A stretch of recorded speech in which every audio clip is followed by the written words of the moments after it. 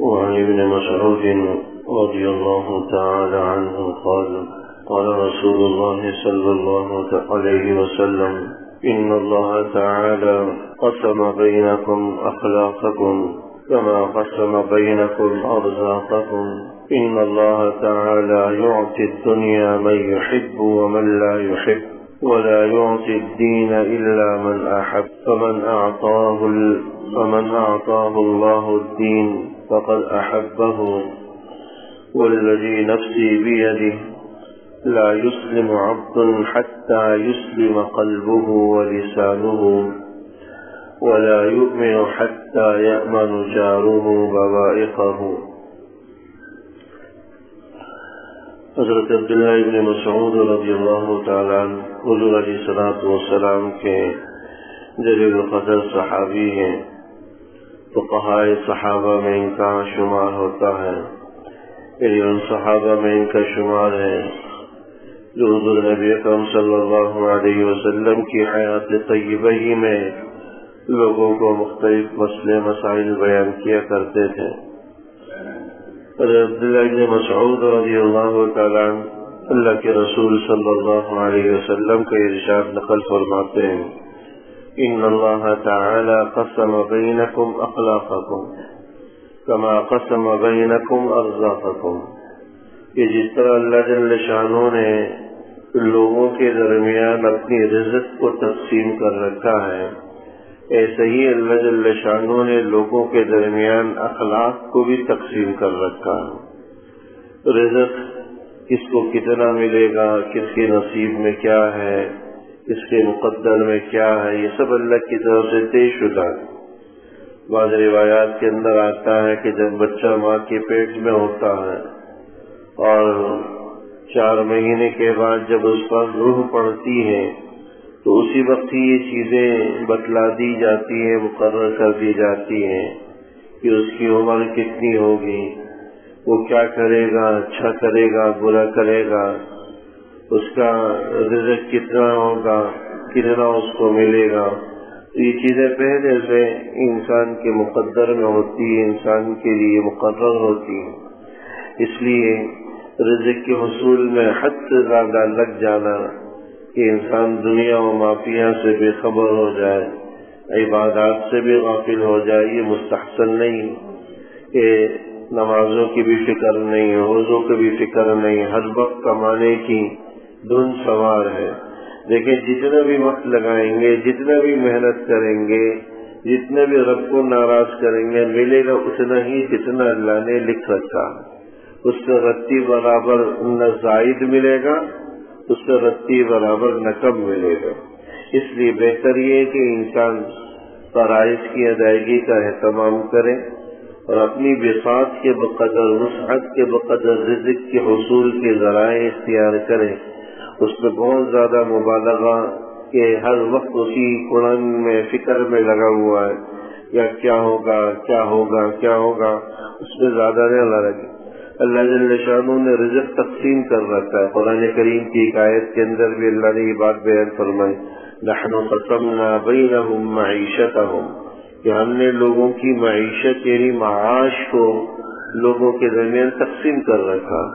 لوگوں کو کتنا ملے گا، کتنا کس کو ملے گا، کسی کو کم، کسی کو زیادہ، یہ سب پہلے سے طے شدہ۔ تو جس طرح اللہ نے تمہارے درمیان رزق کو تقسیم کر رکھا ہے، ایسے ہی اللہ جل شانہ نے تمہارے درمیان اخلاق کو بھی تقسیم کر رکھا ہے، دین کو بھی تقسیم کر رکھا ہے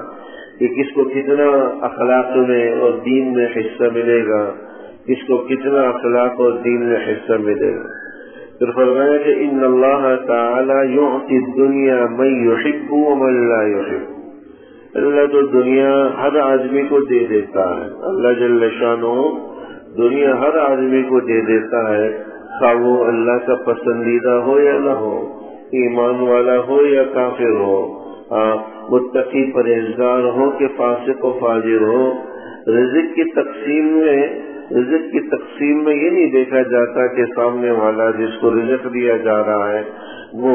مطیع اور فرمانبردار ہے، متقی اور پرہیزگار ہے، ایمان والا ہے کہ نہیں ہے۔ یہاں تک کہ کافر کو بھی رزق ملتا ہے، ایک فاسق فاجر شرابی کبابی کو بھی رزق ملتا ہے اور ایک متقی اور پرہیزگار کو بھی ملتا ہے، بلکہ دیکھا جائے تو دنیا کے اندر رزق کا وافر حصہ ان کو ملتا ہے جو کافر ہیں، اور ان کو ملتا ہے جو فاسق اور فاجر ہیں۔ غیر مسلم مسلمانوں کے مقابلے میں مادی اعتبار سے، مالی اعتبار سے فوقیت رکھتے ہیں، ان کے پاس آمدن زیادہ ہے جس کا ہم مشاہدہ کرتے ہیں۔ اس کی وجہ یہی ہے، اب دیکھیں کہ ان کے پاس مال کی فراوانی ہونے کا مطلب اللہ کا محبوب ہو جانا نہیں ہے، اور ایمان والوں کے پاس مال کی قلت اور مال کی کمی کا مطلب اللہ کا ناپسندیدہ ہونا نہیں۔ آج جو ہم مہنگائی اور طرح طرح کی پریشانیوں میں ہیں تو بہت سے لوگ اسی غلط فہمی کا شکار رہتے ہیں کہ مسلمان دین سے بالکل ہٹے ہوئے ہیں، اللہ کو بالکل ناراض کیے ہوئے ہیں، جس کی وجہ سے جو ہے نا اس قسم کی معلومی ہے، جس کی وجہ سے ہم مادی اعتبار سے، مالی اعتبار سے کمزور ہیں،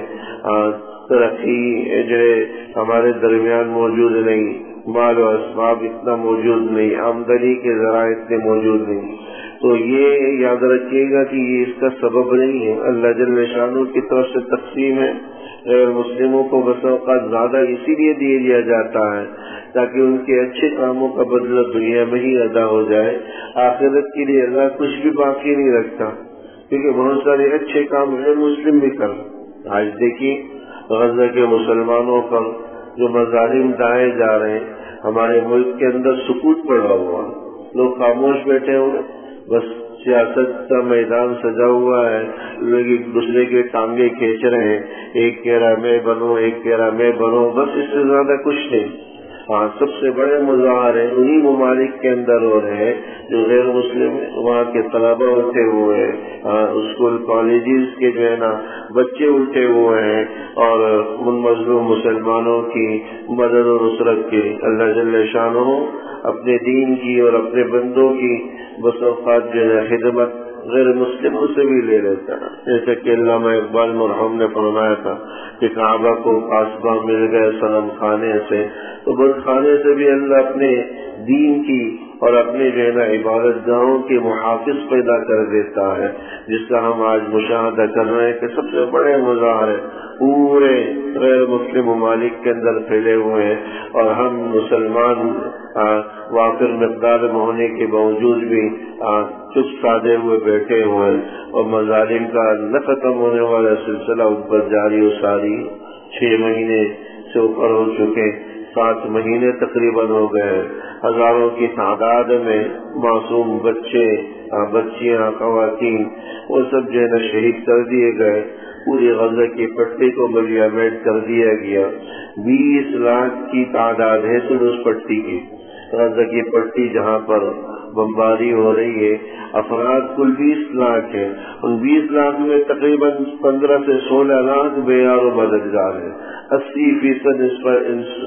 انفراسٹرکچر ان کا تباہ و برباد ہو چکا ہے، اور اتنی بڑی تعداد جو ہے نا خیموں میں ہے، کیمپوں میں ہے، اور اب خیمے اور کیمپ بھی جو ہے نا محفوظ نہیں، وہاں پر بھی بمباری کی جا رہی، اور اللہ بچائے ہم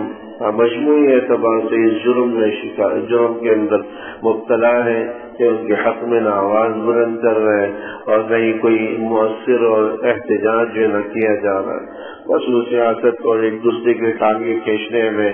اور ایک دوسرے کو جو اندر جیل کے اندر اور باہر کرنے میں لگے ہوئے ہیں، اور خود لوگ بھی بس اپنی پارٹیوں اور اپنی سیاسی جماعتوں کی گروہ بندیوں اور حمایتیوں میں لگے ہوئے ہیں، ایک دوسرے سے الجھ رہے ہیں، اس کے زیادہ کچھ نہیں۔